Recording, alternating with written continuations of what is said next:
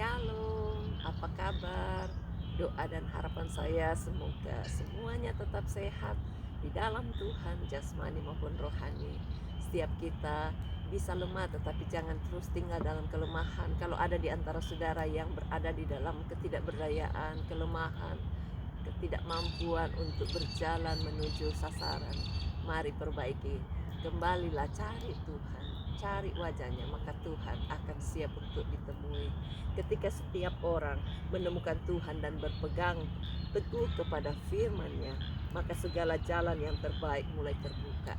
Itu saudara bisa alami juga. Dan damai sejahtera menjadi kesukaannya. Biar setiap saudara berpegang pada Tuhan, ikuti aja online ini. Kalau saudara tidak punya teman, berteman.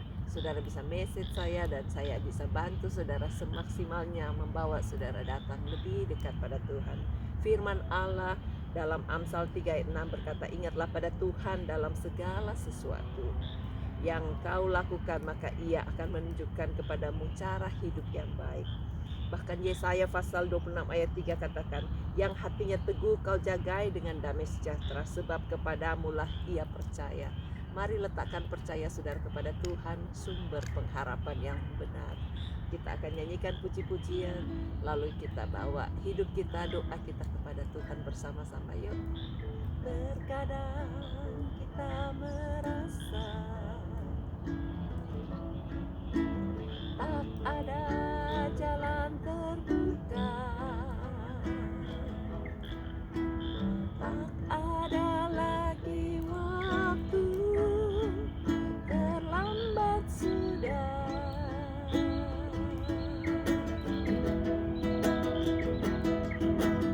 Tuhan tak pernah berdusta, Dia selalu pegang janjinya. Bagi orang percaya, mujizat nyata.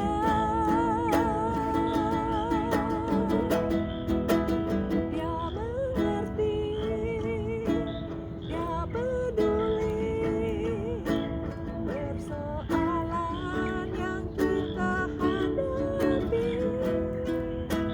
Dia mengerti, Dia peduli persoalan yang sedang terjadi. Namun satu hal Dia minta, kita percaya sampai mujizat menjadi nyata. Terkadang kita merasa tak ada jalan terbuka, yang ada lagi waktu, terlambat sudah.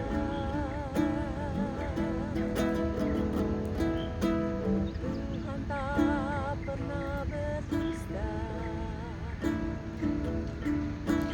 Dia tetap pegang janjinya. Bagi orang percaya, mujizat nyata. Sama-sama katakan, Dia mengerti, Dia peduli persoalan yang sedang terjadi. Dia mengerti, Dia peduli persoalan yang telah terjadi. Namun satu yang Dia minta, asal kita percaya sampai mujizat menjadi nyata. Namun satu yang Dia minta, asal kita percaya sampai mujizat menjadi nyata. Terima kasih Tuhan, Kau Allah yang besar, Allah yang tidak pernah pernah berdusta, Allah yang terus berpegang teguh pada janji-janji firman. Kami mau Tuhan terus berjalan bersamamu, mengikuti jejak firman yang Engkau inginkan, supaya kami selalu hidup di dalam damai sejahtera dan makin teguh hatinya. Berkati mereka yang sedang lemah imannya, kuatkan mereka, bahkan sembuhkan yang sakit. Semua sakit yang mengikat hidupnya kami tolak, karena itu bukan dari Tuhan. Mari saudara, kita tolak sama-sama, taruh tangan saudara tempat-tempat yang sakit. Segala keluh kesah saudara kalau ada di dada saudara, taruh tangan saudara di situ.